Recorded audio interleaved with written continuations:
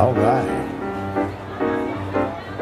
Special features, just come along and have a chat with me, some tea, and maybe we might have a little fun.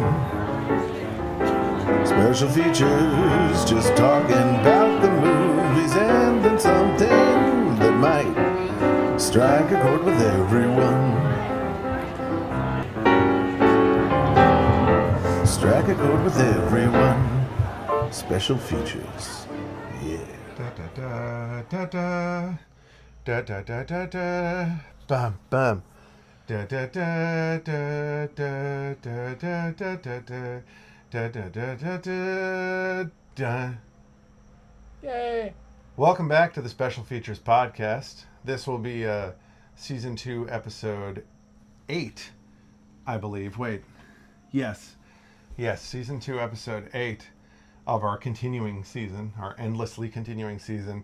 The reason I started with the what is that? The 20th.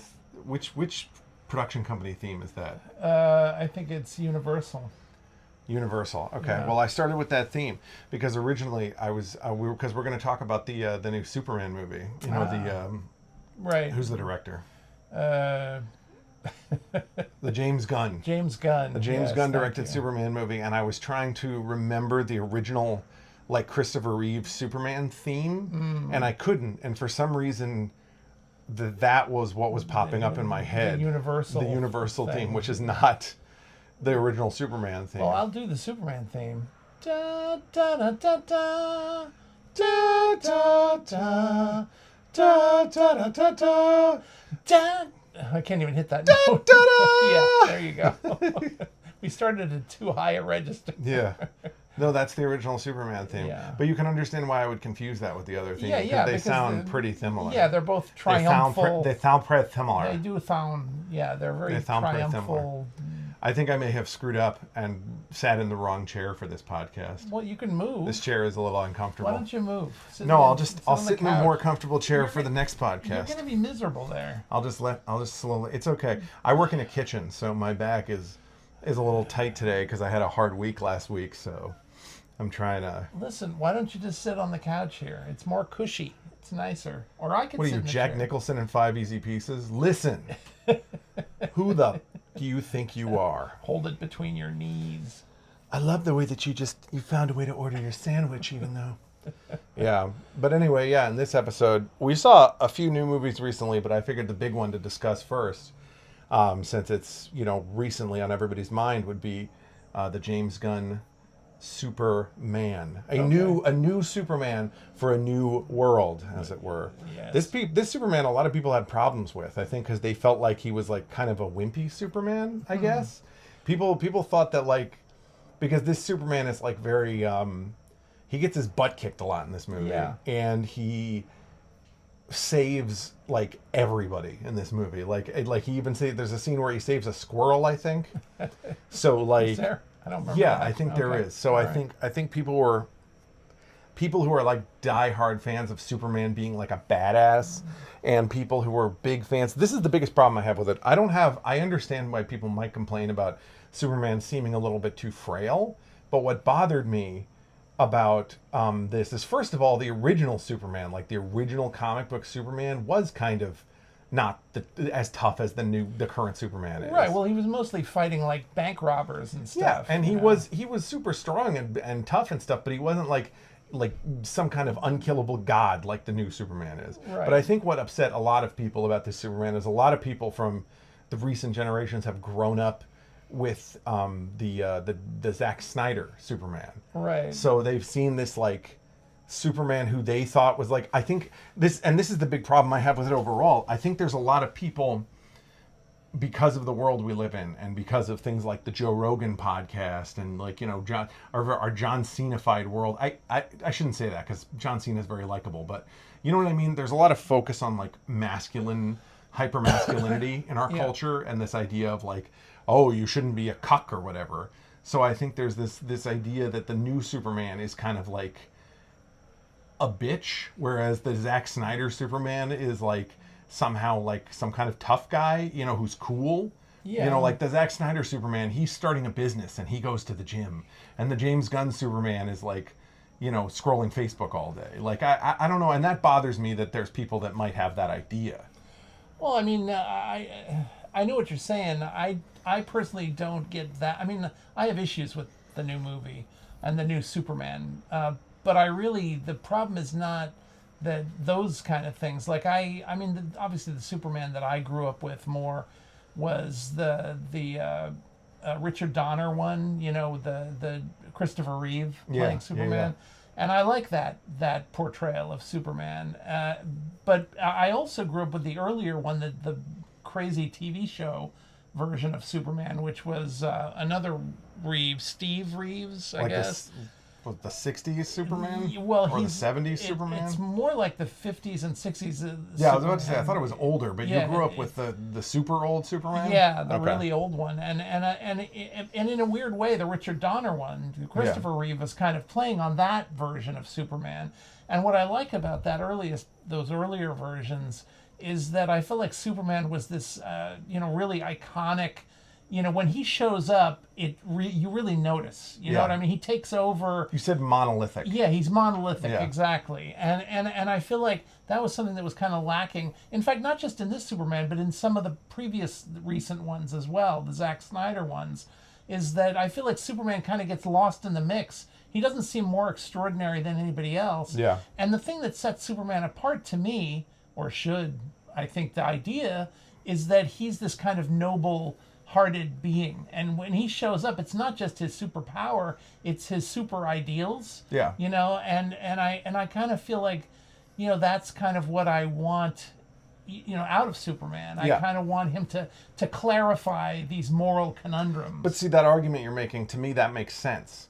And I agree with you. I mean, here's the thing. I liked the new Superman because I sort of liked how, I don't know, he just came up as more likable, I think, a lot than the Zack Snyder Superman, which is to say he was more human to me in like a good way, in like the way I felt like Superman should be. Right.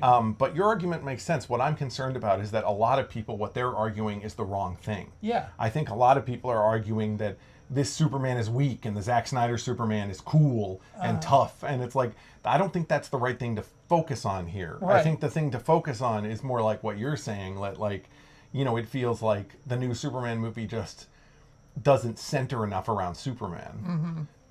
That being said, I actually really liked it. I think of a lot of the superhero movies that have come out in recent years, it was one of the more entertaining ones and one of the more emotionally connected ones that I've watched. Yeah. And I've always kind of liked James Gunn's versions of superhero stuff because he's like a little bit unhinged. So I feel like he's never really afraid to make things kind of wacky or disarming or disturbing. Yeah. And I like that. No, I agree. I mean, I like the whole Guardians of the Galaxy thing, which is his. Yeah. And I feel like he's a good filmmaker. I didn't hate the Superman movie either. I mean, did you like Weasel?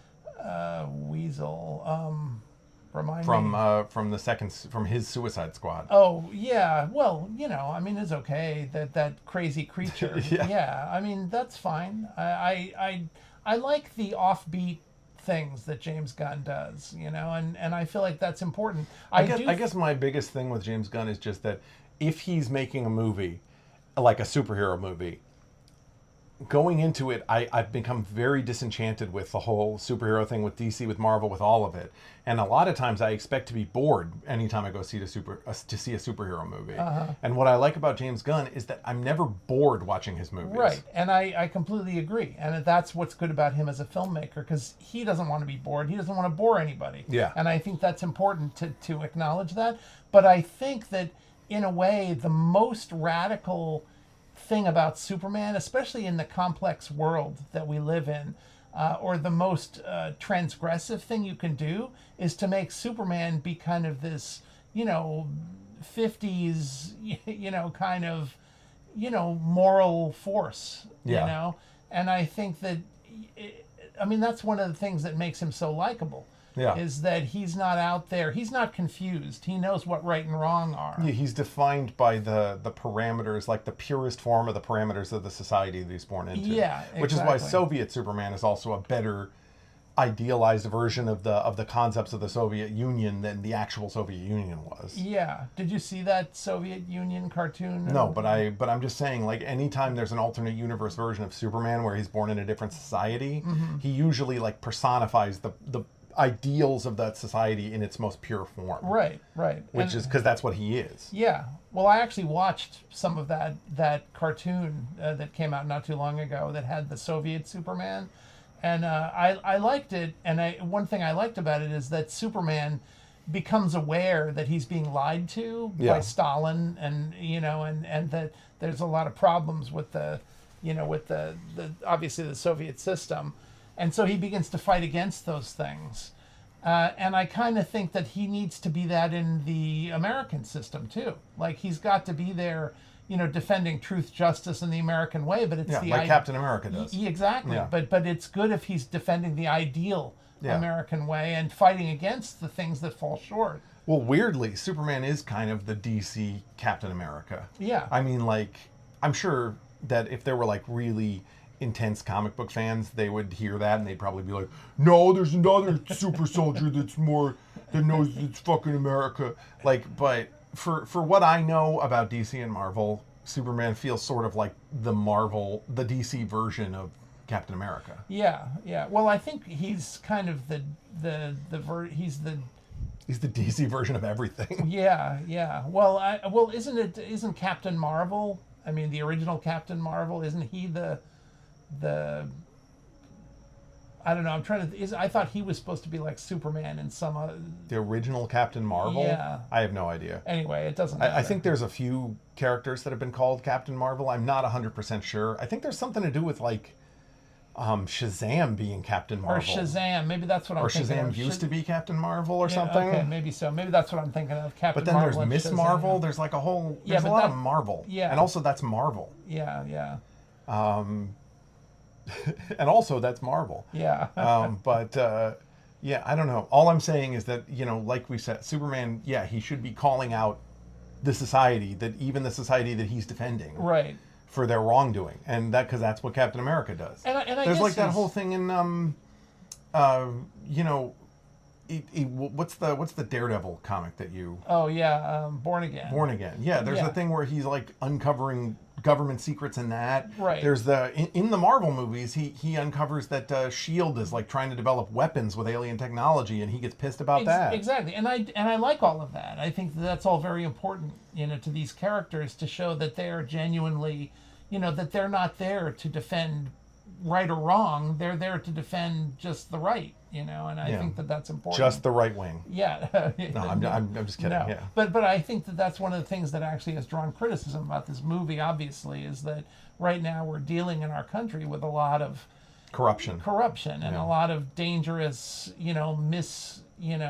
misapplication of But I do think power. in some ways he was trying to comment on that by having Lex Luthor be such like a whiny man baby. Well, that's kind of what I'm getting at. Yeah, exactly. And I think that that's what obviously people on the right are offended by.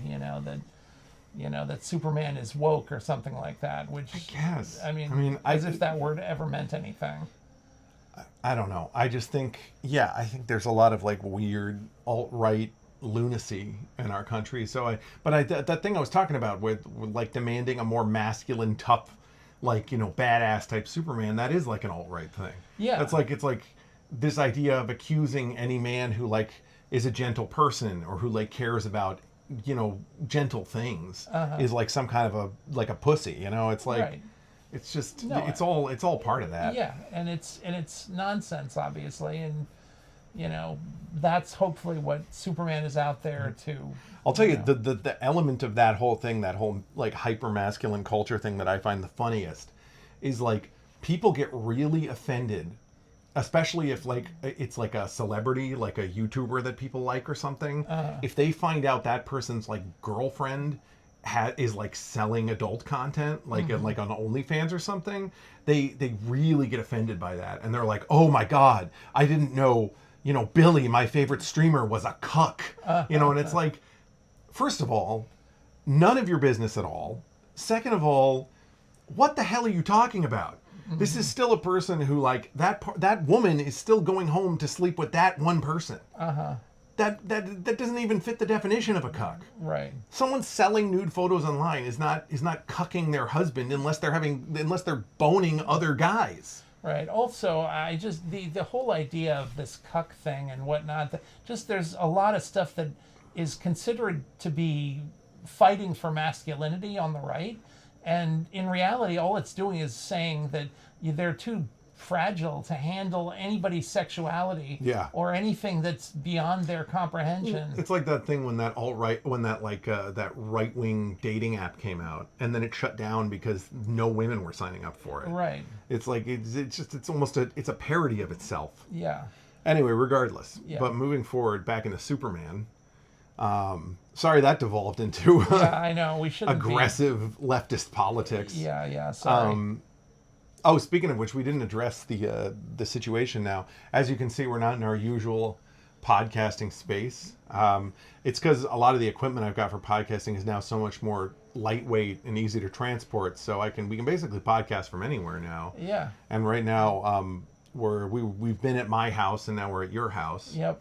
We're in the attic. Yep. And it's I just thought it would be a nice space because it's got some gentle sun coming in from the porch and from the beautiful, secret garden-esque backyard. Yeah, and it's all very pleasant. it's a little warm up here. Is it too warm? You okay? No, I think it's just because we're sitting right next to each other. Because we do have a fan. I'm cold. Hold me. Warm me, Father. And you'll be like that Tauntaun in Star Wars. They'll just cut you open and Exactly. sleep inside in your body. Climb inside, exactly, in my entrails. What would Freud say about that? You have a desire to sleep inside your father. Yeah, that's a bit That's a whole disturbing. new one. Yeah. Anyway, but so we're I guess my goal now for the podcast is to try and break up the visual monotony as much as possible. Try to put us in some different places. Maybe, like I said, maybe go on some walks and do some stuff there. Yeah, that'd be take nice. take the equipment to the pool. We can podcast while we're swimming. That'd be good. Yeah, just sort of make sure it's waterproof, of course. Yeah, all you'll hear is like garbled sloshing on the lavalier mics. Yeah, that would be very. That'll be the end. Yeah. But overall, I really liked the new Superman just because it was entertaining. I thought, I don't know, like something, maybe I'm becoming like really soft as I age and as I like discover, the meaning of life and love and stuff. But I kind of felt like emotional about it. Oh, like that's I felt good. like the new Superman was kind of like a touching Superman. Yeah. Well, I think that's great. I mean, it didn't really affect me that way, but I'm glad that you felt that way. I liked all the colorful characters. Yeah. Well, I thought that was good. I like the element man that can change different parts of his body to like reflect different elements. I agree. I thought that was a clever story way of like attacking Superman. You know, by and he's having like that guy. flying around with just his head, Yeah. like using his neck as a rocket. Yeah. No, that was interesting. He was kind of alarming looking, which I enjoyed. Right. No, I didn't dislike the movie. I enjoyed it. I mean, I don't know. It wasn't. I mean, I actually. I guess like when I see a thing like that, I'm not sure what I'm wanting to see. Well, you've seen so much superhero exactly. content over your life that at this point I may be it a all bit, kind of starts to blend together. Yeah, I could be a bit jaded at this point. What did you think of the comical sidekick robots at the Fortress of Solitude? I was a little torn on those. Yeah, again, it just seemed like a bit of clutter. I kind of felt like the movie it was like a bit too many elements. Yeah. Now, granted, I don't actually know if, like, in the comics, there's versions of Superman that has helpers at the Fortress of Solitude. No, I don't either. There might be robot helpers at the Fortress of Solitude, but I didn't particularly love it. I think what bothered me about it the most is, okay, Superman, I'm okay with him being, like, vulnerable. Mm-hmm. But why did those robots seemed really flimsy? Uh-huh. And if they're, like, Kryptonian-made robots, in my opinion, they should be some kind of, like, super advanced, difficult to stop technology. Like, I would have enjoyed when Lex shows up at the Fortress of Solitude to like screw things up. I would have enjoyed it if it was a little more challenging for him to get in there. I agree. If there's going to be robots watching that place, there should be some defenses of some kind that have to be. Yeah, it shouldn't be like the droids from the new Star Wars stuff, Right. Not the new, but like I don't even know how to, like, I find whenever I'm talking about Star Wars, I don't even know how to classify the different eras of Star Wars anymore. Yeah. The ones that, the ones with the flimsy droids. Yeah. Y'all remember those? It's funny that you say the Star Wars droids, and that one of the better characters in the new Star Wars series in like Andor and Rogue One. Oh, was that killer droid? Yeah, that killer droid who gets reprogrammed, and the voice of that killer droid is Alan Tudyk, who does Resident Alien. Okay. And he also did the voice he's of the. fun. He also did the voice of the Superman robot in the Fortress of Solitude. That's funny. That makes sense. Yeah, I don't know why he's being cast as all the robots currently, but honestly, I wouldn't be shocked if it was because of Resident Alien. Well, like people see him in Resident Alien, they see him in like that alien makeup, and they're like, "Oh, he's actually a really interesting voice actor. We never realized this before." Well, he is. He's an excellent voice actor, but I think that in a way, when I was watching Superman and I heard his voice coming out of that robot, it kind of bothered me a little bit, just because I've enjoyed his voice work as the robot in Star Wars. Yeah. And now he's here. You know what I mean? It was a little bit distracting. A little distracting. Yeah. Wasn't he also the pilot in Serenity? That I think old, he was, that Joss Whedon. Joss show. Whedon. Yeah. Just the show, because, well, that was the movie based on the show that he made once the show was like canceled, or maybe the movie was before the show. I'm not sure. I think maybe the movie was before the show and was why they tried to do the show. It could be. Anyway, regardless, he was involved in Yeah. Firefly or Serenity or something. Yeah, he was. It was Firefly, I think, that he was in. Okay. But anyway, yeah, he was in one of those. It's a shame. He's kind of one of those actors where I feel like he's underutilized. But I feel like there's a lot of like character actors or people who are treated like character actors who are heavily underutilized in Hollywood. A lot of people where they get steamrolled over by the big boys. Mm-hmm. You know what I mean? Because they'll just be like, because it's like, oh, they're not Brad Pitt or whatever. Right. Which is a shame. There's a lot of good secondary actors that deserve more roles. Right. But having said that, he's obviously getting a lot of work. Oh, yeah. And also, he's getting a lot of kudos. I mean, not necessarily for the Superman robot, but for the Rogue One and Andor robot, he's... Well, and for Resident Alien. A lot of people love that show. Sure, exactly. Yeah, no, I agree. I mean, he's definitely not one to like pity. I'm not gonna be like, oh, Alan Tudyk, right? He can barely afford to buy a bottle of milk. Yeah, I was watching a little making of thing about him doing Andor, and there's a scene, or no, they were talking about Rogue One, and there's a scene in Rogue One where he's pretending to be taking the character of Andor prisoner. Yeah. He's like, and because that's how they're sneaking into the Imperial lines. Yeah. Is that he's pretending that Andor is his prisoner. And at one point they're confronted by some stormtroopers or something, and Andor tries to say something, and the robot slaps him. And apparently Alan Tudyk did that, he improvised that. Like, and the character who plays Andor, I forget what the actor's name is, but like after he gets slapped, he like can't stop smiling, and you can actually see it when you watch that scene in the movie. Like he gets slapped, and then he's trying to control him to stop from smiling because he wasn't expecting to be slapped, by Alan Tudyk.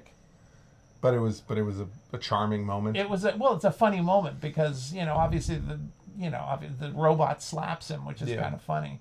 And in reality, of course, it was Alan Tudyk with a paper mask of the robot and standing on stilts. You can just imagine his face like... Yeah, exactly. Yeah. No, absolutely. But I think about that a lot with like motion capture characters. Mm-hmm. Like I think like even for like movies that are really serious, like I think about like Avatar, right? Mm-hmm. And I think about like all the people who have played Na'vi characters. Yeah, right. And watch those behind the scenes in Avatar where they're like giving these incredibly emotional speeches. Mm-hmm. And it's like, I get it. They're dark. It's emotional. The whole thing is like steeped in like,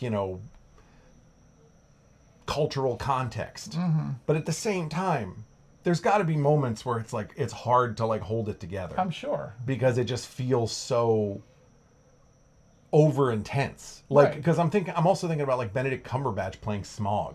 When you watch the clips of him playing Smaug for the motion capture dragon, it's almost he's good. He does a great job, but it's like you're watching a guy do this. Yeah. So it's like almost silly too. Right. It's like he's like, well, little hobbit, like Well, not And to it's just mention Benedict Cumberbatch. right, and plus, don't they have all the motion capture? Yeah, they got all the apparatus? gunk all over Yeah, him. exactly. Like the little camera floating in front of his face, Right, so he can make all those faces. right, right. I never thought. Yeah, no, I know. I always thought it must be fun to do voiceover work, though. I mean, Or motion capture. well, I don't know about. See, that would be. I'm not sure I want to do that. Because there's a lot talk of physicality to that. I want to talk to Andy Serkis and see what it's been like his whole career. Yeah, well, exactly. He's been the busiest as far as that goes. Yeah, you're right, because you probably have to do a lot of like having people suit you up and stick crap all over your face. Yeah, and you're running around and stuff. Yeah, I would, but doing But I the do voice, feel like I could do some very expressive faces for motion capture. Oh, I'm sure you could. You're a natural actor, and right, exactly. Speaking of which, something I don't know why I didn't realize until now, but I just learned that Grendel in Beowulf, in the motion capture Beowulf, was played by Crispin Glover. Yeah, we talked about this. Did we talk about Yeah, this? some podcasts ago. Wow. Okay, I don't know why. That just didn't hit home for me until like yesterday. Like I heard that yesterday and I was like, that makes so much sense because I was wondering why Grendel is so familiar looking. And it's like, oh, they picked him because Crispin Glover is weird looking. Yeah. Here's what's really weird about that, though. But also, he did that voice he does sounds nothing like him. Yeah. Well, here's what's strange about meant to me. Yeah, that little trill that he does.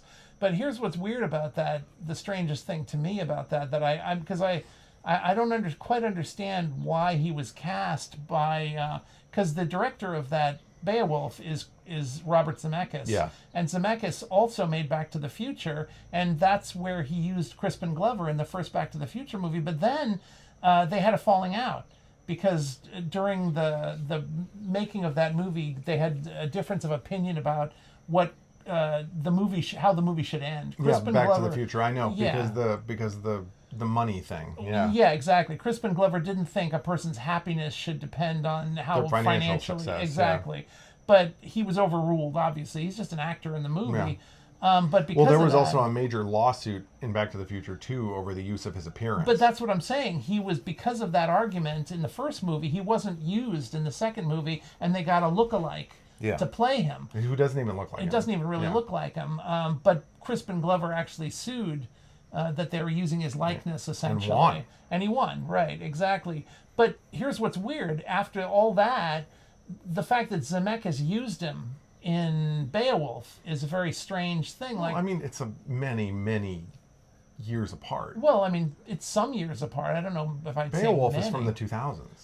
Is it? Yeah, Back to the Future is from the 80s. Yeah, but I'm still saying... It's decades apart. Yeah, but usually when there's that sort of a falling out, it doesn't... Okay, but that's because we're used to Hollywood people being like these petty assholes. Like, my assumption is that maybe Zemeckis and Crispin Glover are a little bit more mature Well, I hope than the average Hollywood butthole. I mean, clearly they must have some bygones be bygones. Yeah. You know, for that to have They happened. probably got over it. I hope so. That being said, I mean, has Robert Zemeckis even made anything recently? He, the most recent thing that he made was that movie, Here or something. It's about the family in the house where the camera never moves. It's got Tom Hanks.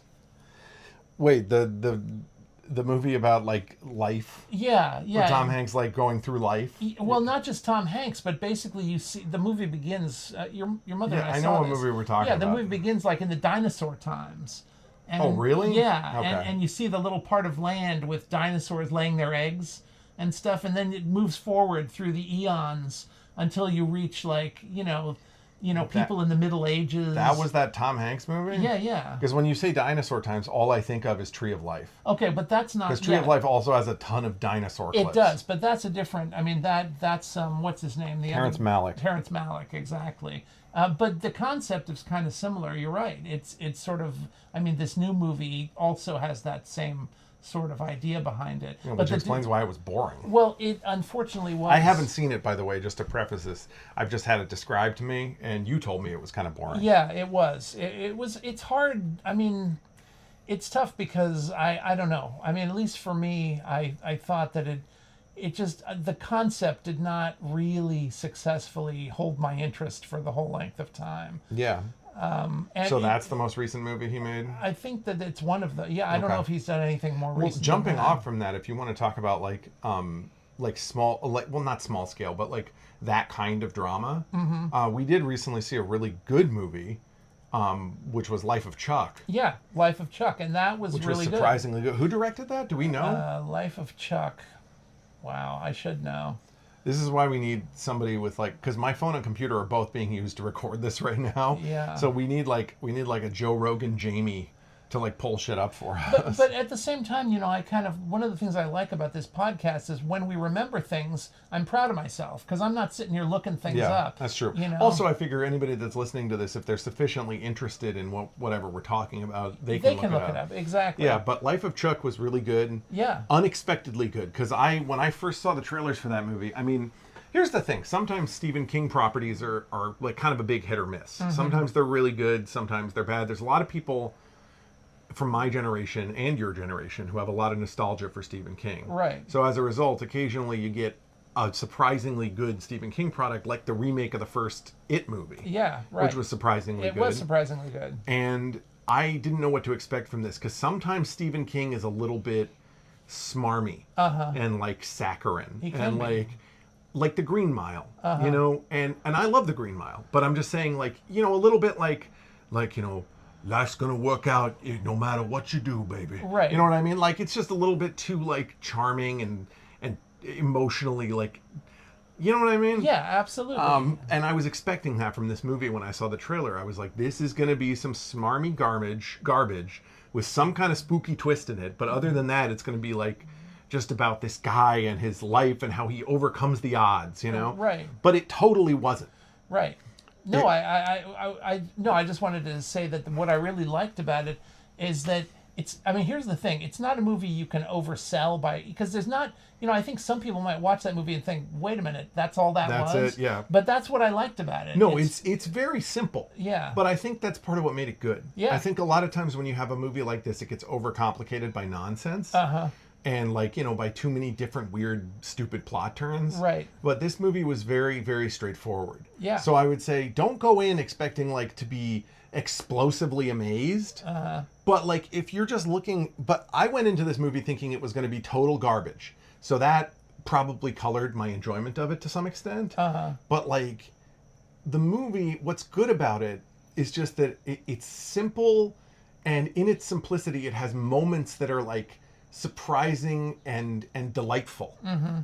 And the performances in it are all really good, and they're all by actors that are like fun to watch.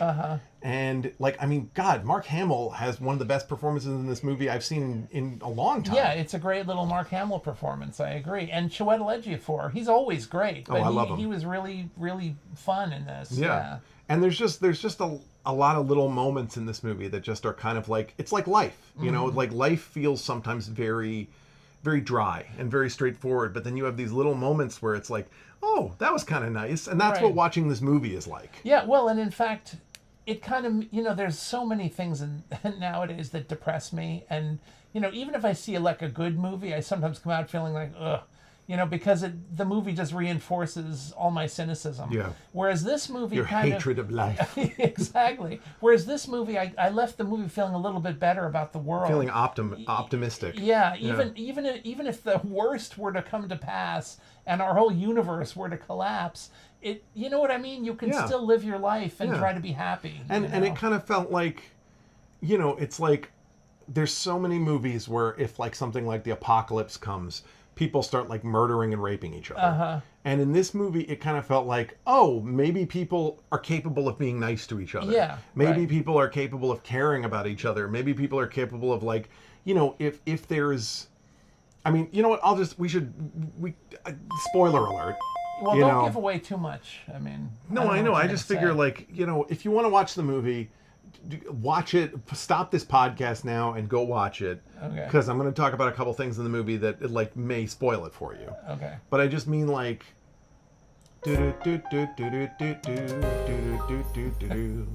Waiting for you to watch the movie. All right, that's enough. Okay. Anyway, but like just the idea of like, oh, if the universe is about to disappear, I'll find whoever I love and just be like holding their hand. You know what I mean? Like, like that feeling. Yeah, and what's funny is that there are moments in the movie where you feel like bad things could happen, and you're kind of tensing up because you're waiting for something terrible to happen.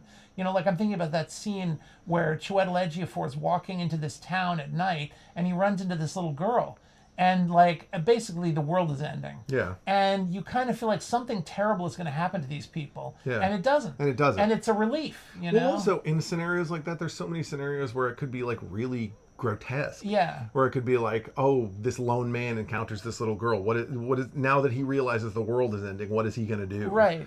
Like is he gonna like whip out a knife and stab her or something? And it's like that nothing like that happens. Or is she gonna stab him and be is that gonna be the surprise? Yeah, is there a twist? Yeah, but it's not that kind of movie. No. And I But that's what's good about it. Yeah, right. But it also isn't boring or like it's not like nothing unexpected happens. It's almost like the fact that kind of unexpected stuff doesn't happen is what's unexpected. Yeah, exactly. But that's it's funny because that goes back to what we were saying about Superman.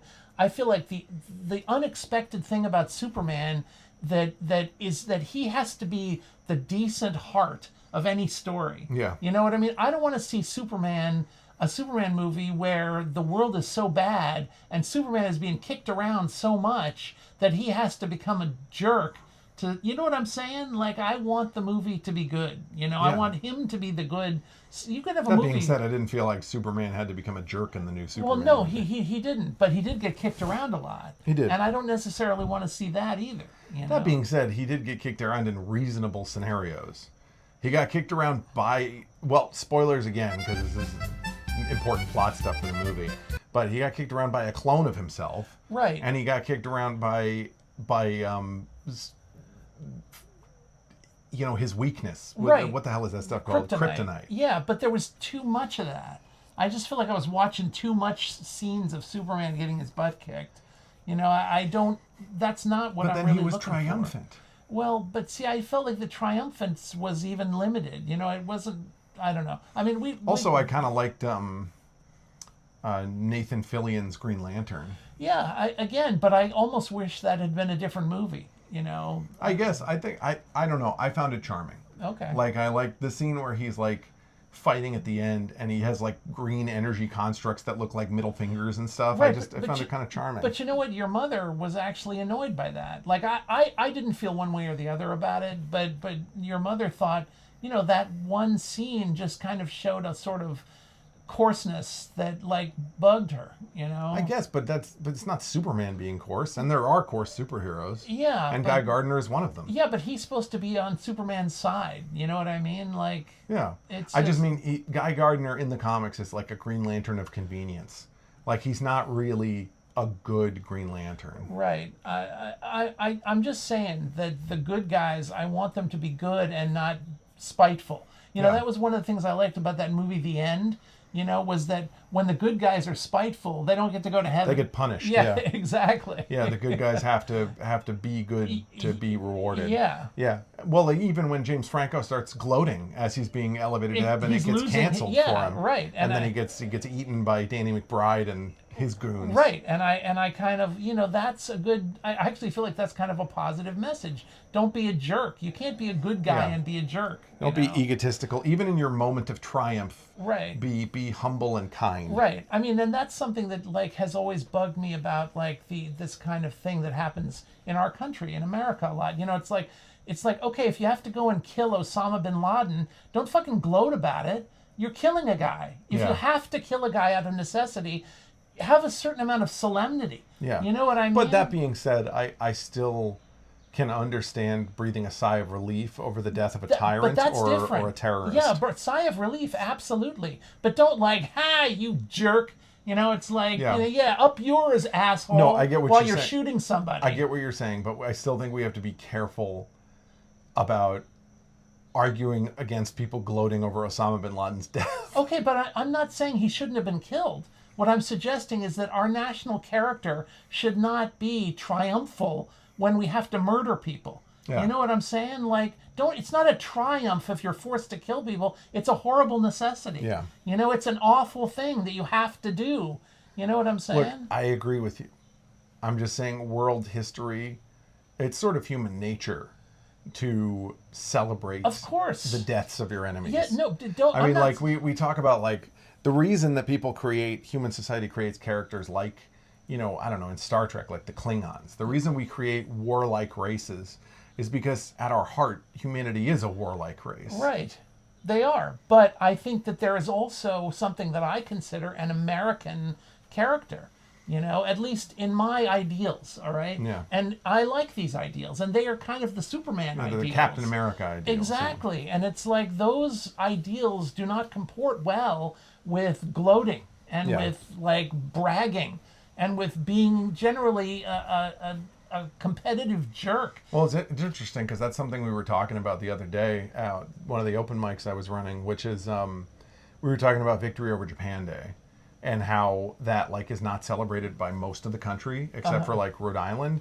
And even in Rhode Island, we changed the name to, like, VJ Day. Victory Day or something. Right. Because we didn't want to call it Victory over Japan Day. Right. So in a way, that speaks to what you're talking about. Well, kind of, but I don't think that the word victory necessarily implies gloating. You know what I mean? It can imply relief, as you were saying. But I get it, though. If we want to have, like, good cultural relationships with people, we can't, like, constantly refer to their past as, like, you know, like, a bunch of people died. Yeah, That's sure. all I'm saying. Like, no, you know what I'm saying? Right. No, I've obviously think can't that celebrate the day that we murdered a bunch of Japanese people. Sure. You know, but again, these are all just historical things that are being commemorated. Yeah. But that's what I'm saying. I'm okay with, like, changing the way we look at or refer to those events. Right. To be, like, a little bit less inflammatory. That's all. Yeah. I have no problem with us commemorating historical events. I just think if we can do as much as we can to not treat it like it's some kind of, like, a wonderful magical thing. Yes. That's all. No, I agree. It can never be a party when people had to die for something. You know what I mean? It's not a joyous, you know what I'm saying? It's more like a solemn, necessary sacrifice. Exactly. And a lot of times it's not even necessary, but if we're going to act like it is, we might as well, like, you know, treat it that way. Absolutely. And that's kind of my only point with this sort of thing. You know, You're right. But the problem is that we live in this kind of wrestling sports culture. Yeah. You know, and I've been noticing this. There's a lot of competitiveness. Yeah, like I watch a lot of food shows, you know, and like lately I've noticed that Food Network is trying to turn, you know, food into like a wrestling competition. Yeah. Where they're encouraging these cooks to, like, boast and brag and be the biggest jerks. It's funny you mentioned that because I remember a while back, you know Amaury Guccione, the chocolate sculpture guy on social media? Yep. He's a French chocolatier pastry chef. Right. And he runs a pastry school, chocolatier school in Las Vegas. Uh-huh. For a while, Food Network tried to give him a show, like a chocolate sculptor competition show. Okay. And it was good. I enjoyed it as a show. But one thing I noticed about it was all the competitors had a lot of venom for each other. Uh-huh. Like, they all, like, really kind of, like, talked about each other behind their backs. They were all, like, really spiteful and hateful of each other to the point where it made it hard for them to get along when they were working on these teams to build these sculptures and stuff. Uh-huh. And I was thinking, like, I've never seen this before, but at the time, I kind of enjoyed it. And the reason I enjoyed it was because it was more entertaining than just watching people get along building chocolate sculptures. Uh-huh. It was entertaining watching them. I mean, but I kind of entertaining in a disturbing way, which is to say it was entertaining in the way that, like, I imagine it was entertaining to watch gladiators fight each other. Yeah. Well, I mean, and that obviously that's part of the agenda of Food Network, is to turn food preparation into gladiatorial battles. Wrestling, like, you know, pro wrestling like event. And I actually really dislike it because, for one thing, I like people who are behaving humbly and professional. You like nice people. Well, not just nice. People who act normal. But I also like competence. And I feel like real competence is not bragging. You know what I mean? People who are boastful and who are arrogant are not competent. Those people they have a huge weakness, and their weakness is they don't know how to get along with other people very well. Yeah. And to me, people like that, they should be smacked because they're stupid. And I don't really like that being encouraged by a television network when, food is inherently neutral. Yeah. You know what I mean? You want good food. You don't care if it's some jerk. You don't necessarily. The thing is, if the cook is a jerk and the food is great, I can see how he's justified a little bit. Yeah. But it's not necessary. You seem very heated on this topic. I'm a bit heated because it's been getting worse lately. Yeah. Like we've been watching some newer episodes of Chopped, and Chopped used to just be about cooking. And lately it's been more this thing where the first 10 minutes of the show, you have to watch each of these aspiring chefs. Talk about how awesome Talk they about are. how incredible they Yeah. are and how they're going to kick everyone else's ass. Okay, but I also think that's always been a big part of cooking culture. And I think they've tried to not display that so much on Food Network, but now they've started to realize that people are like watching it because they like that. Right. Because in my experience, working in restaurants and in other aspects of restaurant culture and reading about restaurants and, because of Anthony Bourdain and stuff, Right. is that like there are a lot of chefs especially who are like super ego driven. Oh, I think there are. Who are like they treat like being a chef like it's like like you're like some kind of Marine or something. Well, and I think that that's actually quite traditional. I think that most chefs were men in the past. Yeah, and it's like being a doctor. Yeah, and oftentimes those guys were tyrants in the kitchen, and the purpose of that was that they needed to be tyrants to get these crews of people able to work together and make the food. It's almost like being the captain of a ship, right? Yeah. And that I can sort of understand that. What's freaking hilarious about that? Gotta keep it PG. Is that Anthony Bourdain, I remember, was talking about the history of like the military style of work in a kitchen. Right. And he was talking about how that was kind of started by this woman named La Mère Brasier in France, who was like the original curator of that style of restaurant coordination. Right. So a woman created that kitchen environment. Yeah, well, which is hilarious. Yeah, it's like the brigade style, I think, is what you're talking about. But but that's so weird to me that like the history of cooking, a lot of that comes from women, and yet we come to this era. You look at something like Julia Child when she was in cooking school and like working with almost exclusively men in a French cooking school, even though France created that system and women created that system. Well, see, I think you're maybe pushing, maybe, I don't know. I mean, the thing is, traditionally most chefs in France were men. Yeah. I mean, and I don't really know this about this person you're talking about, this woman.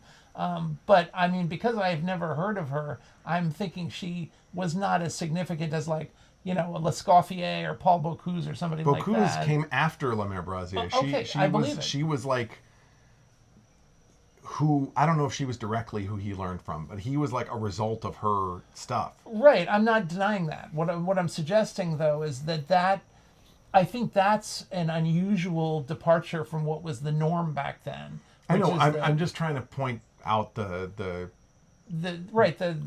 hypocrisy. Yeah, well, that like a lot of stuff in our history. Well, no, it's hypocrisy because it's a lot of people like saying that they. Maybe it's not hypocrisy. See, now I'm getting confused. It's because it's hot up here. I'm sweating a lot. Sorry. But you know what I mean? It's like these guys. I'm just saying, there's a lot of like white men, especially, taking a claim to a lot of things in our society that were originally like pioneered by groups of people who they've pushed out. Right. Like by non-white people or by women.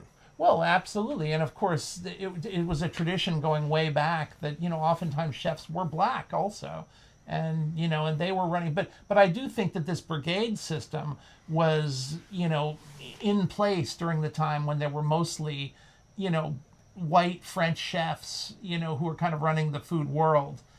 And all I'm trying to suggest is that was a different thing because that system, that militarized system, was perceived as necessary to get a very high level of cuisine going. Yeah. And that I can sort of understand the justification of that. What I can't The justification of being a dick. Well, the justification of having one, essentially ruler of the kitchen who makes all the decisions and basically beats everybody into submission. That is understandable. What's not understandable to me is this food competition thing that we've got going now on Food Network, essentially. Yeah, because there's no reason for anybody to be a jerk, because they're just, each one of them is theoretically is in the same level in their career, and they're all just like competing against each other. Exactly. Well, and it used to be, if you watched a food show, there might be like, amongst the contestants, there might be one or two people who were jerks, who were, the typical kind of, big ego jerks.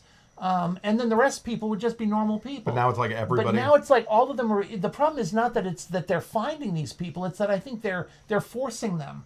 Yeah. I think that they're instructing them now. Brag now. Tell us why you're so great, because you don't want to appear weak. They're essentially forcing these people to do this stuff. I think it's just a symptom of there being more hostility in our country right now. Well, because I feel like, a lot of reality TV has been doing this kind of stuff for a long time. Right. I mean, we look at like My 600-Pound Life, right? Yeah. And we hear from later on a lot of the people who were on that show who have recovered. That when they were on that show, the showrunners specifically did stuff to make their lives seem more embarrassing than they really were. Sure. Like, I remember one guy talked about how, like, they made him bathe outside in a tub with a hose because they knew it would be, like, shocking and embarrassing. Right. When in reality, he didn't actually do that. He bathed in his bathroom. Right, but see, that's far more heinous than what I'm talking about, because I'm talking about people being coached to be jerks. And you're talking about them bullying and essentially tormenting somebody. Who are already in bad mental health states. Exactly, yeah. Which is absolutely criminal. But let's be fair, that's what TLC is. Yeah. TLC used to be I don't know, at some point maybe it was the Learning Channel, but it's basically become like, let's torture people in bad situations or with like mental health issues and like make it look fun for everybody. Right. Or like it's a freak show. Yeah. It's the same thing as like a circus freak show. It's like let's, people want to look at these people and think, thank God that's not me. Right. And I just think, though, that kind of ugliness is what has been wrong in our society. One of the things that's been wrong in our society for decades. I mean, I remember it started with things, back in the 80s, like Jerry Springer. Oh, yeah. And things like that, and it's Jerry Springer was the OG freak show. Yeah, and it's just it's continued and gotten worse to the extent that, now even shows that are, like I said, supposedly just about fun and about, cooking, which is the most neutral thing you can imagine. Everybody eats. Yeah. We all want good food. And but even YouTube for a while became like a freak show like that, where people were like using their platform to like trick other people into thinking that they like the whole thing with people pretending they're helping underprivileged people or homeless people so that they can get views. Sure. That kind of stuff is sick too, and it's the same thing. And there's a lot of that prankster stuff that goes on. Yeah, well, that was all nonsense. People got arrested for stuff like that. Yeah, but I still think there's probably a lot of that stuff, and a lot, and I think that it's not surprising that a lot of young people who are trying to find their way in our society get jaded. Jaded and maybe like encouraged to go down a path like this because they see that there's money or fame in it. And I think that it's just a grim thing. And people in our society ask why so many young people now are like, disobedient or rude or disenfranchised in some way. And like a lot of these people, like, the reason they are is because they've grown up online and they've seen nothing but like detachment and cruelty and like just this. Life is like a show to them. It's not real. Right. Well, and that was one of the things that I liked, to go back to the Superman movie. That was one of the things I liked about the Superman movie, is that, Lex Luthor is running this essentially bot farm, except it's not bots, it's a bunch of monkeys writing nasty texts about Superman. And I thought that was very funny, and I thought that was a clever statement about what's happening in our society. Yes. Elon Musk with his monkey tweeting farm. Yeah, exactly. Oh, I know. It's, yeah. But that's what I'm saying is like, the new Superman movie had elements like that. Yeah, that were fun. And I like that. But of course, those are the things that offended, the right, obviously.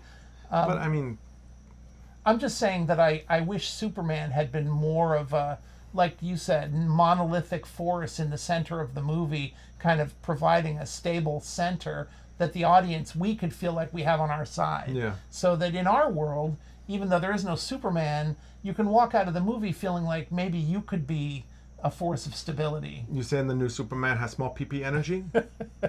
A little bit. You have a little pee-pee?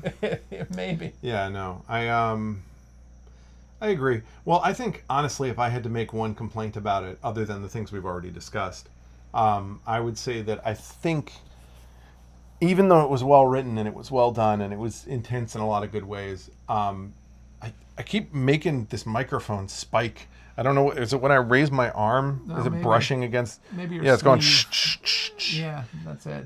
If you can hear that, I apologize. I'll try not to move ever again. Just hold No, I'll still. put this lav mic higher on my chest for the next podcast. But part of the thing is I felt like the lead actor, even though he's a good actor, I'm not sure he was right to play Superman. Well, Because he's a little bit too, I don't know, he seems too like you said, not monolithic enough. Like you need somebody, I think, who's a little more, and I don't, honestly, I don't know if Henry Cavill was right for Superman either. no, I agree. Like I don't know, I need a Superman who's more like that. Like I look at, okay, you know who I think that Chris, what is his name who played Captain America? Chris. No, I'm Not thinking, Pine. No, Pine no. is Kirk. Yeah, Chris Evans. Chris Evans. Yeah. Chris Evans is monolithic. Yeah. So that's why he plays a good Captain America, because he has that, he doesn't seem like overly scary tough, but he also doesn't seem like too fragile or gentle. Like he seems good heart. It's hard to explain, but you know what I mean. Yeah. Like he's statuesque and but not boring. Right.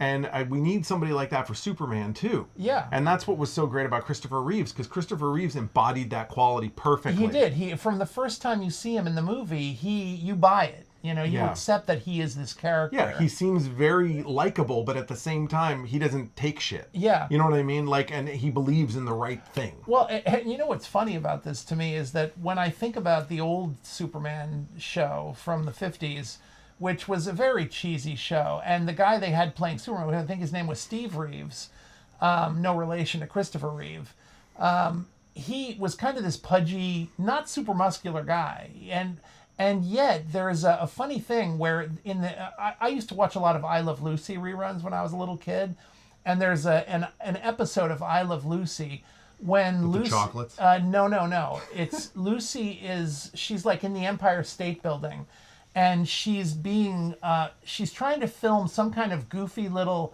I forget why, but she's been told that she can dress like an alien and create some sort of a stir by getting filmed by the news media, because she's wearing like some kind of little helmet with antennae and stuff like that. But what happens is that she's climbing over the fence or something at the Empire State Building, and she's like suddenly scared of heights. Like she realizes what she's doing is incredibly stupid, and Steve Reeves happens to be there in the crowd, and everybody sees him, and they're like, it's Superman.